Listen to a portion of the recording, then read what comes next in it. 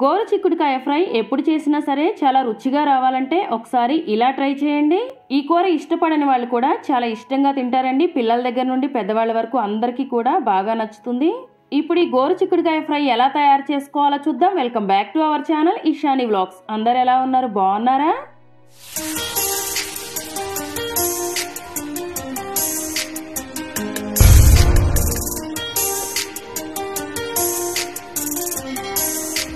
ముందుగా పావు కేజీ గోరు చిక్కుడుకాయలు తీసుకొని శుభ్రంగా కడిగి చిన్న చిన్న ముక్కల్లా కట్ చేసుకొని కుక్కర్లో వేసుకోవాలి.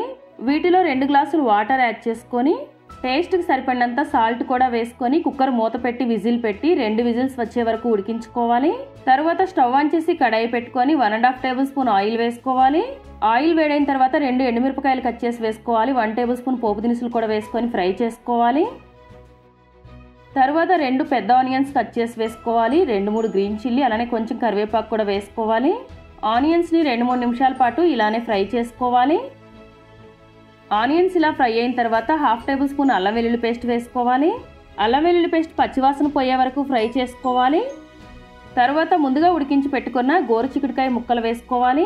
మనం ఈ ముక్కలు ఉడికించిన వాటర్ వేస్ట్ చేయకుండా రసం పెట్టుకోవచ్చండి. గోరు చిక్కుడుకాయ ముక్కలు వేసుకొని ఒకసారి కలుపుకున్న తర్వాత 1/2 టేబుల్ స్పూన్ పసుపు వేసుకోవాలి. పసుపు వేసిన తర్వాత ఒకసారి కలుపుకొని మూత పెట్టి మధ్య మధ్యలో మూత తీసి కలుపుతూ 3-4 నిమిషాల పాటు ఇలానే ఈ ముక్కల్ని ఉడికించుకోవాలి. ముక్కలు ఇలా ఫ్రై అయిన తర్వాత దీనిలో టేస్ట్కి సరిపడినంత సాల్ట్ వేసుకోవాలి. ముందుగా సాల్ట్ వేసాం కాబట్టి ఇక్కడ కొంచెమే పడుతుందండి సాల్ట్. 1.5 టేబుల్ స్పూన్ సాంబార్ కారం, 1.5 టేబుల్ స్పూన్ పచ్చి కొబ్బరి పొడి, మీకు కావాలంటే తురుము కూడా వేసుకోవచ్చు. 1 టేబుల్ స్పూన్ నువ్వుల పొడి వేసుకొని ఒకసారి కలుపుకోవాలి.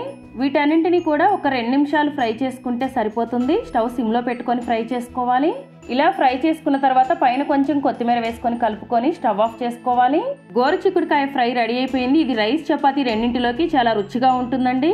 ఫ్రెండ్స్, మీరు ఫస్ట్ టైం మన ఛానల్ని చూస్తున్నట్లయితే ప్లీజ్ ఛానల్ని సబ్స్క్రైబ్ చేసుకోండి. అలానే వీడియోని లైక్ చేసి షేర్ చేయండి. Thanks for watching.